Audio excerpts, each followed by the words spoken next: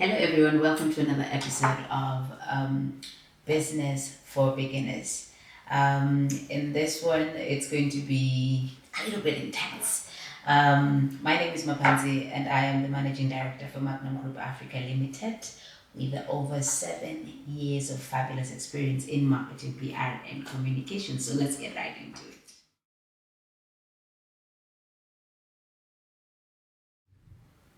One thing I have learned about business is start small. Most of the times, founders and entrepreneurs are challenged or are motivated by what others have. You walk into a mall, you see a huge store, and you're like, I want a store just like that one. You walk into somebody's office and it's looking very good, and you're like, I want an office just like this one. And you refuse to start from where your pockets permit you to start from. So most of the times you'll find that the investment will be heavier. And once they set up the structures of the business, there is no operating capital, and that automatically kills the business. So starting small does not mean that your business is not going to prosper or progress. It is just a calculation that you have to do.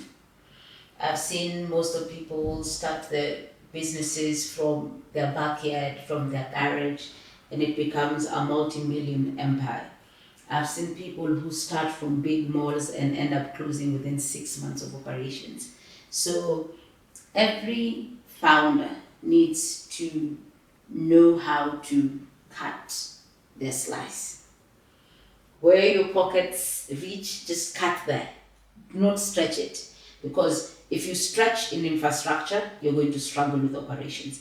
I would rather you start small in terms of infrastructure and invest heavily on operations, because that is the day-to-day of your business. So that is what is going to determine whether you expand or you close down. How did you start? Wow. How did I start?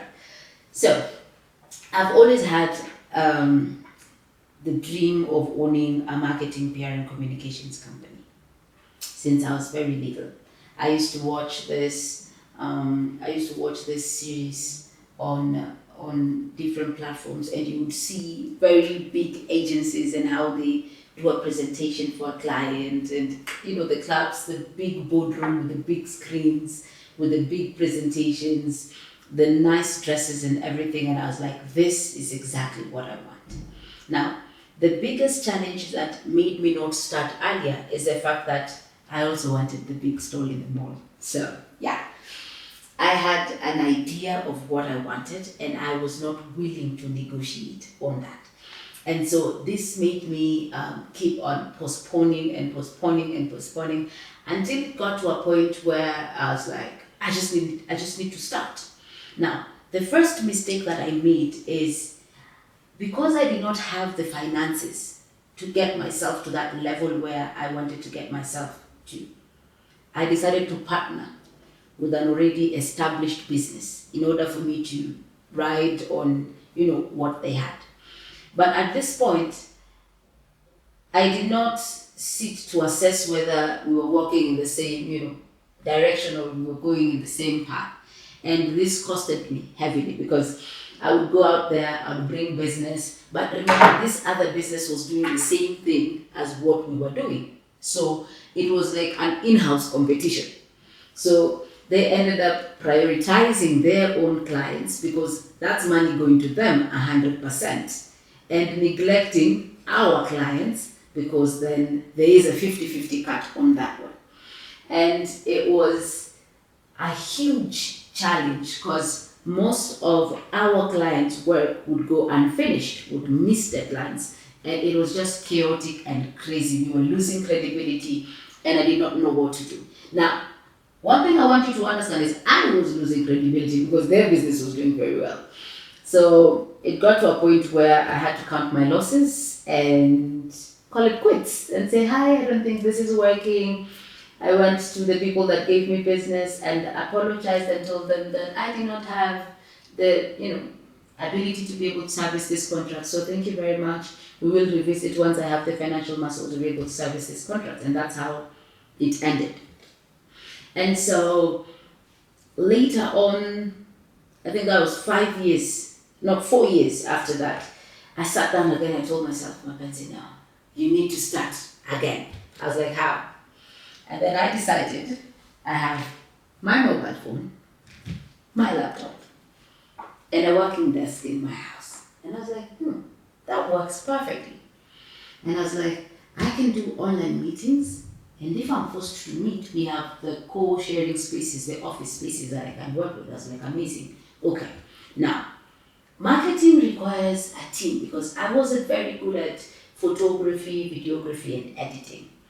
And so I decided to sit down and ask myself, what is that one thing that you're so good at that you can do it yourself and you don't need to hire people immediately? And I was like, sales. I am good at sales. And I was like, oh, okay. So what I did is I decided to start with sales. So I went back to the different companies that I've worked with, the different partners that we have collaborated, once or twice, and I asked them for agency contracts for sales. Now remember, with an agency contract for sales, there is no money they're paying you pre-hand. So you get commissions for the business you bring in. And that was perfect for me because I had an open check. I get to decide how much I go home with. And that is where I started. And yeah, the journey has been amazing. Yes.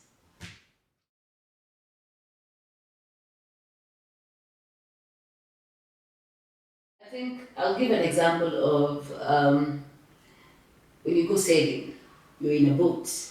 And so while standing in the boat, you're at a position where you decide, should I swim or not? Should I jump into the water or not? But if there was a storm and you get thrown into the ocean, what happens? You have no choice. It's either you swim or you die. You have no choice. So I think at first the fear was me in the boat. The fear was me in my comfort zone. The fear was me earning a salary that is enough to cater for my bills. And so I'm like, why would I want to stress myself? I'm already earning enough to take care of myself. Why do I want to bring myself unnecessary problem? I was in the boat. But when I outgrew that phase of my life, that was me in the ocean. And I had no choice. Because I think there were two choices at first, which was carry your CV and start knocking doors and start explaining to people what you can do for their business. Or put together your experience, put together the work that you have done, the recommendations that you have gotten, and use that as capital for your business. So at first, I was in the water, and then I would do things. Swim or die. If you don't go out there in search of clients, you will not have money to pay any bills. So decide. Do you want to be homeless or do you want to live under a roof? So when I was in that situation, I feel that pushed me because there was no fear. It was purely survival. No fear whatsoever. It's I have to survive. I have to pay bills. I have to take care of my children. And so I have to work. And I feel the fear stops when you open that door.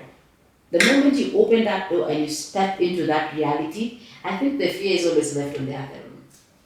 For anybody in that position, I'd like to tell you today that fear is a jail cell that you have created for yourself.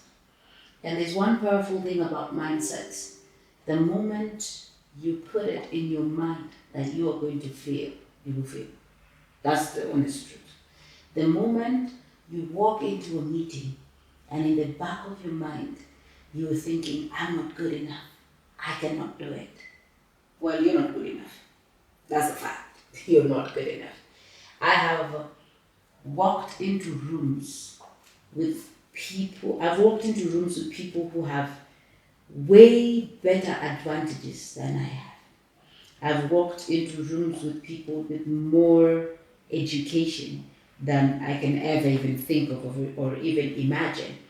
But one thing that rang in my mind at that particular moment was, in your own unique way, you can do it. They might have the knowledge from the books, you have it from the streets. They might have financial advantages, you have skill advantages. And so always find an angle.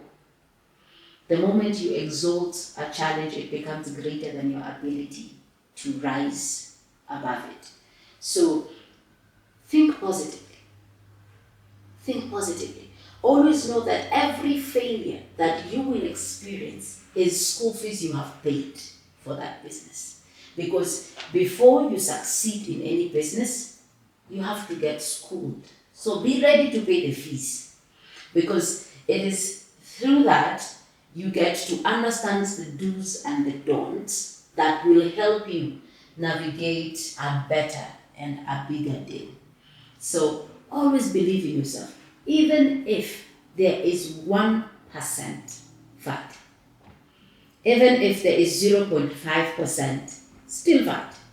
Even if there is 0.1% fat, because it is not over until it's 0.0000.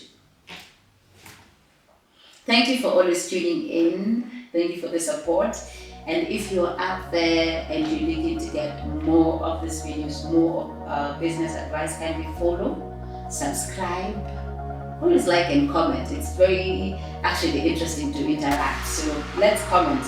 And also guys, if you're looking to have a personalized consultation, kindly reach out to us on the available contacts on the screen. Thank you and